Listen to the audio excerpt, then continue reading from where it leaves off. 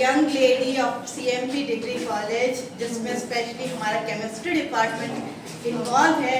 ये CMP के मेरे ख्याल से इस लाइफ टाइम की हिस्ट्री में रहेगा कि एक CMP की केमिस्ट्री डिपार्टमेंट की स्टूडेंट ने, यंग लड़की ने कुछ करके दिखाया है। So very big hands to our research scholar Pooja Mishra,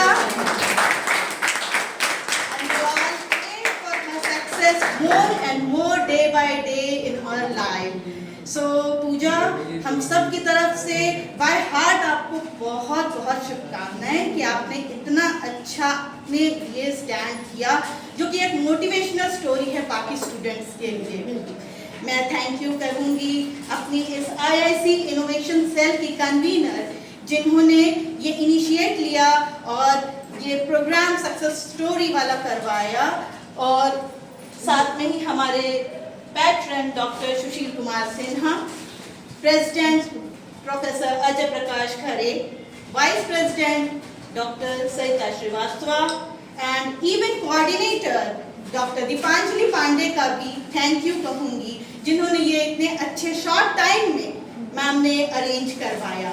इसमें दोनों मैम का बहुत बड़ा रोल है, अर्चना मैम और दीपांजलि पांडे मैम का, जिन्होंने इतने शॉर्ट टाइम में आप सबको ये नोटिस भिजवाई और ये सारा अरेंजमेंट करवाया, बैनर से लेके सब चीज़। तो और साथ में जया मैम का भी मैं थैंकफुल करूंगी, उन्होंने अपने टाइट शेड्यूल से टाइम निकाला, हमारे स्टाफ, हमारे रिसर्च स्कॉलर्स और जितने भी स्टूडेंट्स इस मोटिवेशनल स्टोरी, सक्सेस स्टोरी से बेनिफिट पाए होंगे। आई एम श्योर वो पूजा से जरूर बाद में मिलेंगे और बहुत कॉन्ग्रेचुलेट करेंगे, and thank you very much. और परिचय भी है कि आपके बीच से ही है, और मैं हमेशा मैंने प्रेजेंटेशन दिया हुआ है, पर पहली बार ऐसा लग रहा है कि बिल्कुल थोड़ा सा कुछ स्पेशल था, अलग सा है। पर ये भी बात सही है कि बताना मुझे वही है कि जो मैंने किया हुआ है, और मैं इसके लिए बहुत धन्यवाद दूंगी मैम का, दीपांजलि मैम का, अर्चना मैम का, मोनिका मैम का और जया मैम का, बाकी सभी का, कि ये मौका दिया कि आप बताइए कि आपने किया क्या है। और ऑब्वियसली कोई भी बिजनेस शुरू करता है तो चाहे जो भी हो, वो यूं ही ऐसे नहीं स्टार्ट हो जाता है, आपको वर्क करना पड़ता है। तो बिजनेस करने के लिए या फिर बिजनेस के लिए खासकर फिलोसॉफी को साइड रखते हैं और सिर्फ दो बातों पे भरोसा रखते हैं। पहला क्या होता है कि आपका will power is philosophy, but practical क्या है, कैपेबिलिटी। आपकी कैपेबिलिटी क्या है? आपका विल पावर है कि मैं इतना विल पावर स्ट्रॉन्ग है कि मैं समंदर में कूद सकता हूँ, पर आपकी कैपेबिलिटी नहीं है, आपको तैरना नहीं आता, तो आप समंदर में कूद नहीं सकते। जहाँ पे बिजनेस की बात आती है वहाँ पे फिलोसॉफी को थोड़ा साइड रखते हैं, बस उतने ही चाहिए होता है फिलोसॉफी जितना कि आपको मोटिवेट कर सके, बाकी चीज़ें होती है प्रैक्टिकल। तो मैंने 2016 में पहली बार बिजनेस का सोचा था, तो पहला जो बिजनेस सोचा था वो था गुड सर्विसेज का। तो जब मैं गुड सर्विसेज के लिए गई, तो मैंने चाय का शुरू किया था, तो जब मैंने गुड सर्विसेज के लिए लेके गई तो पता चला कि चाय मतलब टी में ऑलरेडी टाटा है, महारानी है, वो हमसे क्यों लेंगे? इतने बड़े बड़े नाम है। भले मैं गुड सर्विस में क्या हुआ कि मैंने पाया कि भले मेरी क्वालिटी अच्छी है, लेकिन वो नाम इतने बड़े हैं, मैं उनके सामने नहीं टिक रहूँगा। तो मेरे पास उनके पास फंड है कि फंड मुझे बहुत सारे मिला कहीं से कि इन्वेस्टमेंट हो जाए, तो वो कैंसिल किया। वो मैंने 60 में हुआ, फिर 70 में कोशिश की, नहीं हो पाया। पर जैसे अभी आप सभी लोग बैठे हुए, आप सबको टेंशन होगी कहीं ना कहीं से इनकम चाहिए। एक जब टाइम पार होता है ना, 25 के करीब पहुँचने लग जाते हो, आपको इनकम की टेंशन होती है। तो वो इनकम की टेंशन चल रही थी। तो मैंने फिर 18 में देखा होर्डिंग चारों तरफ लगी हुई, अभी भी देखते होंगे आप लोग। अभी जो आप लोग देखते नहीं, वर्ल्ड फेस स्टिकर जैसे चिपकी रहती है, लगता है वॉल माउंट कहते हैं उसको। जो मैं मशीन काम करती हूँ ना, उसमें ये भी निकलता है और वो भी निकलता है। और आप जो देखते होंगे ना, लगा रहता है ना कि रेस्टोरेंट वगैरह में वो एक तरफ से दिखता है, एक तरफ से नहीं दिखता है, उसको वन वे विजन कहते हैं, वो भी निकलता है उसी मशीन से। और तब मैंने जब 2018 में मैंने देखा यहाँ बीच में खूब चल रहा है, मैंने उससे ये काम किया जा सकता है। मैंने फिर पता किया ये काम, मैं 2 हाफ में सुना रही हूँ, अगर आप ये काम करना चाहिए सेकेंड हाफ बताऊँगी। अभी मैं बता रही हूँ कि मैंने कैसे किया। तो मुझे लगा कि एडवर्टीजमेंट वाला काम करना चाहिए। फिर पता किया मशीन का दाम, तो मशीन का दाम पहुँच जाता है 25 के करीब। अगर आप एक मशीन का दाम मशीन का दाम तो 12-15 लाख रुपए हो गया, बट उसके साथ जो एसेट आ रहे हैं, वो अगर आप एसेट लगाते हैं तो आपको 30 लाख के करीब आपको सिर्फ वो सेटअप लगाने में लग जाएगा। दैट द मिनिमम कॉस्ट और मार्केट के अकॉर्डिंग। तो मुझे लगा कि ये तो मेरे बस की बात नहीं है कि मैं इतना इन्वेस्टमेंट कर सकूँ। फिर मैंने एक देखा, पता लगाया। आप पता लगाने के लिए लग जाओगे तो पता लगाया जाता है कि पता लगाया मैंने, मुझे पता चला कि कोई एक है जो बेचना चाह रहे हैं, जिनको चाहिए कि मशीन चली जाए। मैं गई वहाँ पे, मुझे था कि ठीक है ये मशीन मैं लेती हूँ। मैंने उनसे बात की किसको मैं पे करेंगे, ये भी बात हो गई। तो फिर मुझे रियलाइज़ हुआ कि मुझे काम तो ज़ीरो आता है, अब क्या करा जाए। तो फिर हुआ कि मैंने बोला कि मैं आपको किस्तों में दूंगी और जब तक मैं आपको एक किस्त दे रही हूँ तब तक आप मुझे हैंड ओवर ना करें। और मैंने 6 महीने वहाँ पे एक इंटर्नशिप की तरीके से कार्य किया, क्योंकि मुझे, मैं क्या CEO, मुझे ओनरशिप लेनी थी। तो मैंने जो कार्य किया, मेरा वो कार्य था कि रॉ मटेरियल आ कहाँ से रहा है, ये लाइट जलने में खर्चा कितना आ रहा है, अगर मेरी मशीन एक हेड जा रही है तो उसमें खर्चा कितना आ रहा है, अगर मेरा एक आदमी उठा करके रोल रख रहा है तो उसमें कितना खर्चा आ रहा है, मतलब सारे खर्चे कितने आ रहे हैं। मैंने बिल्स बनाया करती थी बैठ करके, जो जिनसे मुझे टेक ओवर करना था वो एज ए ओनर बैठे रहते थे, मैं साइड में एक असिस्टेंट की तरीके से बिल सॉल्व कर रही होती थी कि इतना आ रहा है, हम मिनिमम कितने पे दे सकते हैं किसी को ताकि हमारा लॉस ना हो। क्योंकि आप अगर वहाँ पे पैर खड़े भी है और आपसे कोई मिलने आया ना, बिजनेस का रूल होता है, बिजनेस का रूल है कि बिजनेस की प्लेस में आप जितनी चीज़ें कर रहे हैं, अगर आप मेरे यहाँ पे आए, मैंने आपको चाय पिलाई, वो भी वहीं से आना चाहिए, वो भी आपका एक्सपेंडिचर है। वो आप काउंट नहीं कर सकते कि नहीं वो तो मैंने चाय पिला दी, नहीं, वो एक्सपेंडिचर है ना कि बिजनेस।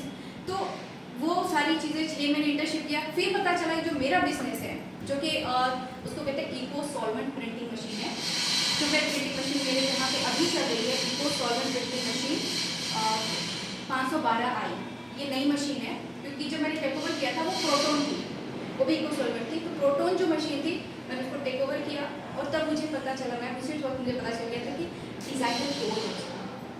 डिज़ाइनर क्योंकि वो बैठेगा डिज़ाइन करेगा, जितनी जल्दी वो कस्टमर को डिज़ाइन करके दे देगा उतनी जल्दी काम फाइनल हो जाएगा।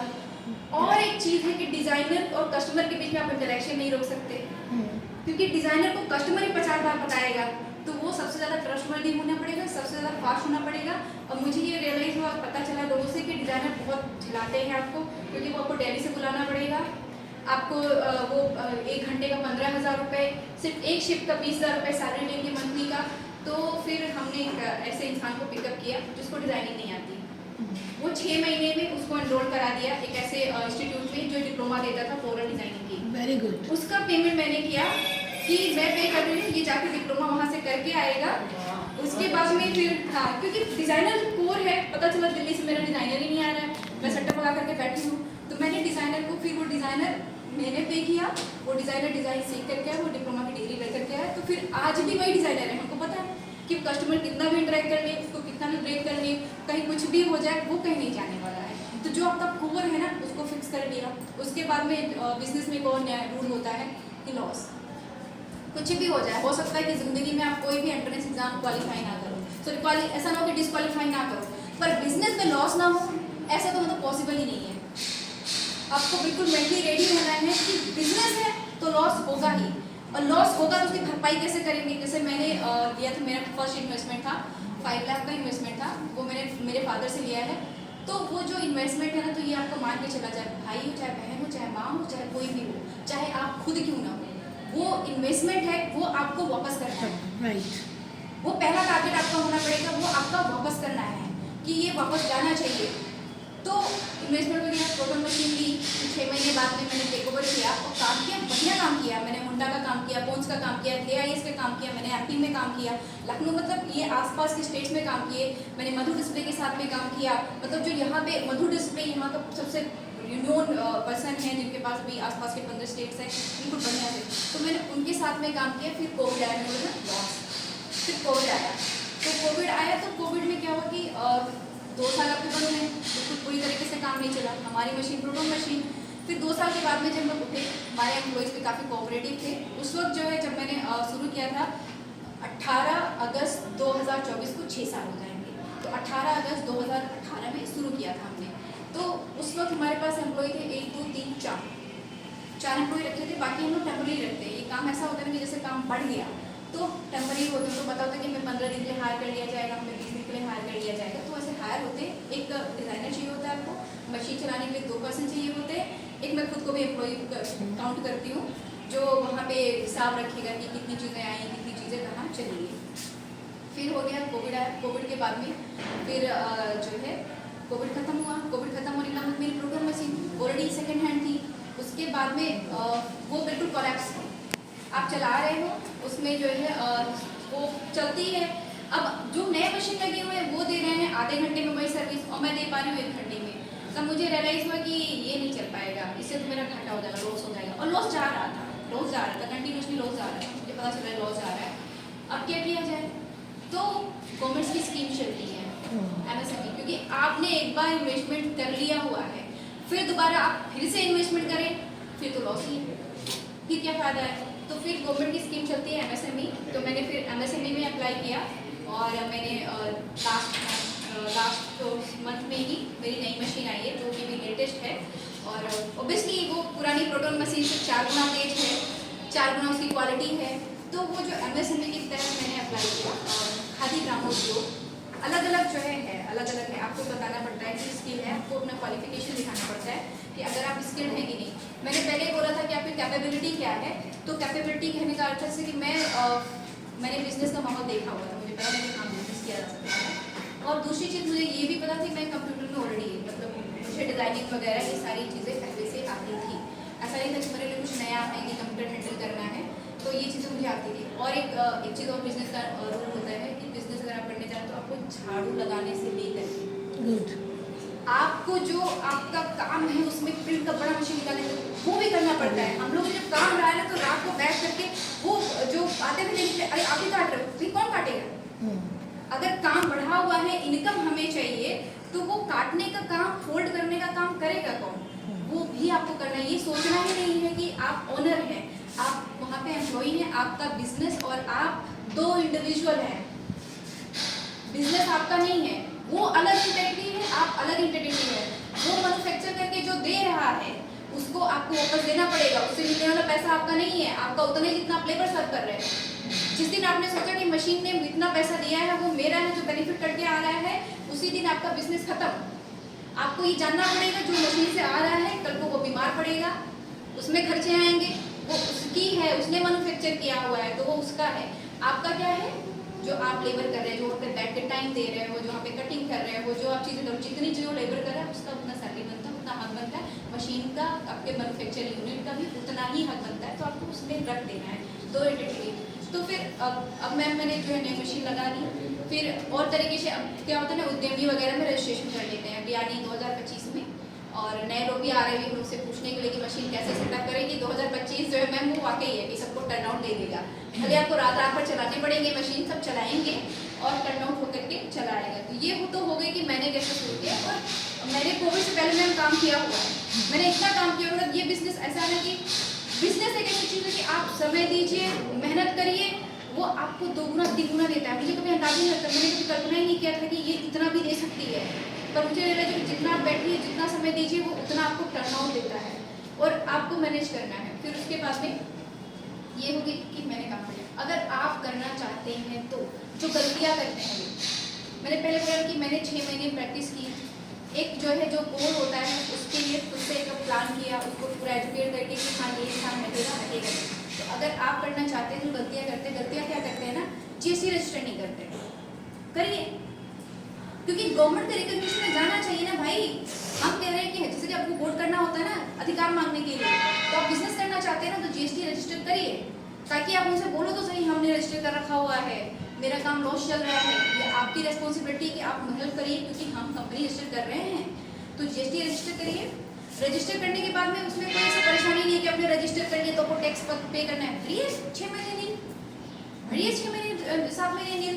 उसके बाद में अपने को सेटअप करिए, भाई नहीं आ रहा है हमारा काम, हम नहीं कर पा रहे हैं तो नील भरिए। ये गलतियाँ करते हैं, मोस्टली गलतियाँ करते हैं कि वो GST रजिस्टर नहीं करेंगे, फंड का रजिस्ट्रेशन नहीं कराएंगे, और उसके बाद में उनको हैरेसमेंट फील करना। मैंने भी ये गवर्नमेंट की जो है एंटिटी से हेल्प लिया हुआ है, ठीक। मैंने अप्लाई किया खादी ग्रामोद्योग से, मेरी फाइल पास हो गई।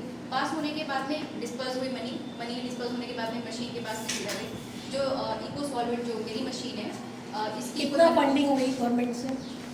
मैं मशीन के लिए हुई थी, और मशीन पूरा पे उससे 90% जो है गवर्नमेंट ने पे कितने लाख? 30 किया 30 के। 90% उनको जो है ये आपको उनको पेमेंट वापस भी करना है? हाँ, टाइम ड्यूरेशन होता है, EMI करके EMI करके होती है, उसमें सब्सिडी मिलती है। हाँ, ये बड़ी बात है कि ये स्कीम पता हो कि अगर आपको शुरू करना ये है। सब्सिडी, उसमें सब्सिडी मिलती है, गवर्नमेंट की सब्सिडी रहती है। अगर आप जो है अर्बन एरियाज में हैं और फीमेल हैं तो आपको शायद 25% मिलती है, और अगर यही चीज़ रूरल में हो जाती है तो 35% मिलती है। अगर आप मेल हैं तो वो शायद 15% है और रूरल एरियाज में 20% है। ये डिफरेंस है, पर आपको सब्सिडी मिलती है। तो सब्सिडी हो सकता है कि टाइम लेंगे आने में, पर अभी मेरी नहीं आई क्योंकि मैंने लास्ट मंथ ही लगाई हुई है, पर सब्सिडी का प्रावधान है उसमें, तो हम कोशिश करें सब्सिडी भी आए। इसका टाइम ड्यूरेशन होता है कि आपको इतने टाइम भर में वापस पैसे दे देगा। ये बहुत जानना जरूरी होता है कि अगर आप फंडिंग करने के लिए जा रहे हैं, जैसे आपने किया ना गवर्नमेंट से फंड, मैंने पहले बोला था ना कि आप कहीं से भी इन्वेस्टमेंट करा रहे हैं आपको रिटर्न करना है। गवर्नमेंट से इन्वेस्टमेंट कराया ना आपने, तो बैंक ने आपको बैंक वापस देना है। बैंक को तुरंत जैसे किस्त बनी, वो भी ड्यूरेशन है सबकी। हालांकि मैम वो लोग राजी थे कि अगर हम और वर्क के लिए एसेट चाहते हैं तो वो हमें 10 लाख तक और दे सकते हैं। तो मुझे रियलाइज हुआ कि अभी ऑलरेडी मेरे 21,000 की किस्त बन गई है जो टाइम ड्यूरेशन के अकॉर्डिंग है, और अगर हम और ले लेते हैं तो ये पहुंच जाएगी 30 के करीब यही किस्त। तो मुझे लगा कि हम क्या कैपेबल हैं हर महीने 30,000 किस्त देने के लिए। तो हमें लगा कि नहीं, ये ज़्यादा हो जाएगा अगर हम अभी खुद से और चीज़ें एसेट कर सकते हैं, क्योंकि हमारी ऑफिस सेटअप है, हमारे पास जो एसेट थे वो सेटअप है, हम नई मशीन ही सिर्फ लगा सकते हैं। सिर्फ उसके साथ में मशीन के साथ में आपके अलग से ही उसका पावर बैकअप आता है, यूपीएस आता है, वो अलग है, उसका वो अलग नॉर्मल नहीं है, मशीन के लिए अलग से डिज़ाइन होती है, उसका अलग पोस्ट होता है। मेरे लिए उसका पोस्ट कटिंग हो रही थी, तो हमने फिर मैं आगे के लिए नहीं, इतना ही सफिशिएंट है। ये भी ध्यान रखना है कि पता चला गवर्नमेंट दे ही रही है, सब्सिडी आनी नहीं है, तो आपको जब आप उधार ले रहे हो तो आपको दिमाग में होना चाहिए कि ये होल मुझे ही वापस करना है, सब्सिडी या फिर कहीं से और आना है, किसी वजह से नहीं, मुझे वापस करना है, मुझे वापस करना है। आती है तो अच्छी बात है। तो ये मैंने वहाँ पे कर लिया। मैंने पहले तक कि आपको दोस्ती करनी नहीं है पाई, उसके बाद में आपको जानना सब चीज़ जानते हैं कि रॉ मटेरियल कहाँ पे है, और मार्केट क्या होता है, रिसर्च गैप, कि आपको फाइंड करना है कि कहाँ पे आप एडजस्ट कर सकते हो, जहाँ पे गैप हो रही है। तो यहाँ पे रॉ मटेरियल जो है, जो मशीन चला रही मैं, उसका 2 ही है, एक रामबाग में, एक टैगोर टाउन में है।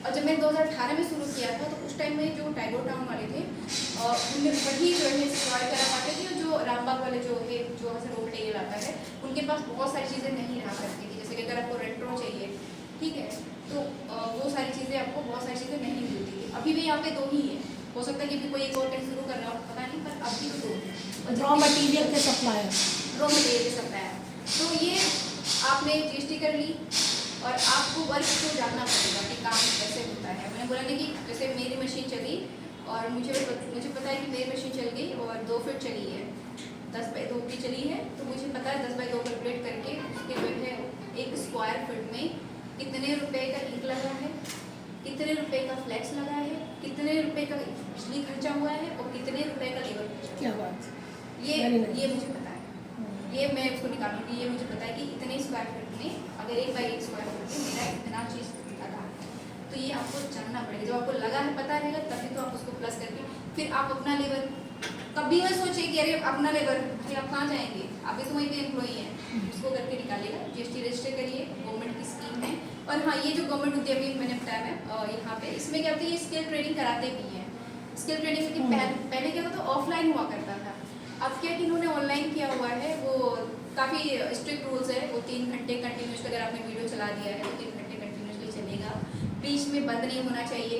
अगर वो 10 सेकेंड से ज़्यादा बंद हो गया तो उसका मतलब कि आपने चला के छोड़ दिया है, तो वो आपका कैंसिल हो जाएगा, आपको फिर से शुरू से करना पड़ेगा। तो मोमेंट जब आप बिल्कुल फ्री होकर बैठ जा रहे हैं तो 3 घंटे आपको लिटरली वो वीडियो वॉच करना है, वो आपको सिखाएंगे। जब वो आपको फंडिंग कर रहे हैं, जिस भी काम के लिए वो फंड कर रहे होते हैं, वो उस काम से रिलेटेड आपको ट्रेनिंग कराते हैं, फिर वो ट्रेनिंग का सर्टिफिकेट देते हैं। तो अभी ऑनलाइन ट्रेनिंग हो जाती है, और मुझे अच्छा लगा कि उससे काफ़ी स्किल, आप स्किप नहीं कर सकते कि वो चाहे कुछ भी हो जाए, आपको 3 घंटे बैठ के देखना है, समझना है, तो देखने में उसके बाद बीच में सवाल आते हैं उसमें, और वो उसका टाइमिंग नहीं है कि 1 घंटे बाद ही आएगा, ठीक है, कि 2 घंटे बाद ही आएगा, वो आता है बीच में, किसी वक्त आ जाएगा।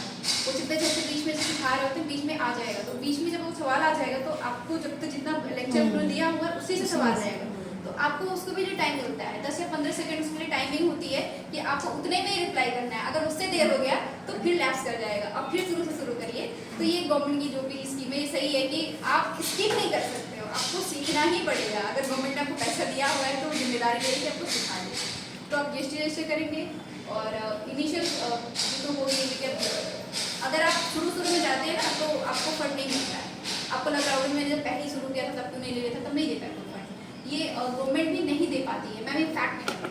जब तक उनको ये नहीं मतलब शुद्धि से दिख नहीं जाता है कि बिल्कुल कि कर रहे हैं, हाँ ये कर सकते हैं, आपकी कैपेबिलिटी जो मैंने शुरू में ही बोला था, जब तक उनको रियलाइजेशन नहीं होता कि इनके अंदर कैपेबिलिटी है करने की, तब तक नहीं। गवर्नमेंट फाइल को फॉरवर्ड कर देगी, गवर्नमेंट फाइल फॉरवर्ड कर देगी, चला जाएगा बैंक में, बैंक है वो भी पैसा, गवर्नमेंट का एनपीए हो जाएगा, गवर्नमेंट पैसा देने आएगी नहीं, ना तो बैंक गवर्नमेंट से पैसा मांगने जाएगा। वहाँ आती है परेशानी।